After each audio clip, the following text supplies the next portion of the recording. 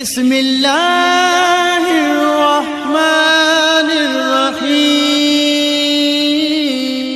امیر سامانی انتہائی معروف ہیں۔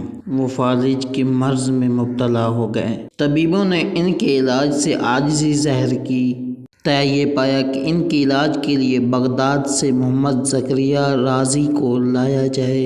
جب انہیں لے کر آ رہے تھے تو انہوں نے دریا عبور کرنے سے انکار کر دیا۔ بالآخر انہیں زبردستی پکڑ کر دریا کے اس پار لے جایا گیا۔ کچھ عرصہ تک وہ علاج معالجہ میں مشغول رہا لیکن کامیاب نہ ہو سکا۔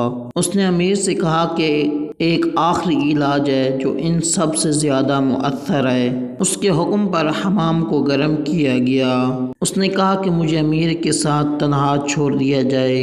میں نے جا کر پہلے اس کے بدن کا مساج کیا۔ یہ بات وہ پہلے ہی طے کر چکا تھا کہ وہ آخری علاج اس شرط پر انجام دے گا کہ اسے 2 بہترین گھوڑے دیے جائیں۔ نوکر سے کہا کہ ان گھوڑوں پر زین باندھو اور حمام کے باہر کھڑے ہو جاؤ۔ پھر اس نے حمام میں آ کر اپنے کپڑے پہنے اور ہاتھ میں خنجر لے کر امیر کے سامنے آ گیا اور اسے گالیاں دینا شروع کر دی۔ کہا کہ تم نے مجھے بے گھر کر دیا، بیچارہ کر دیا، مجھے زبردستی یہاں لے آئے ہو۔ اب وقت آن پہنچا ہے میں تم سے انتقام لوں۔ یہ کہہ کر بھرپور انداز میں اس پر حملہ آور ہو گیا۔ امیر کو جب یقین ہو گیا کہ اب وہ اسے نہیں چھوڑے گا تو اپنے دفاع کی خاطر وہ بے اختیار کھڑا ہو گیا، حالانکہ وہ اب تک وہ اپنی جگہ سے کھڑے ہونے پر قادر نہیں تھا۔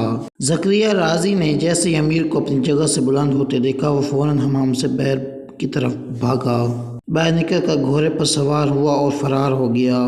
پہلے یہ دوسری منزل پر پہنچ کر اس نے امیر کے نام ایک خط لکھا کہ امیر کی عمر دراز ہو، میں نے یہ حرکت آپ کے علاج کی غرض سے انجام دی ہے۔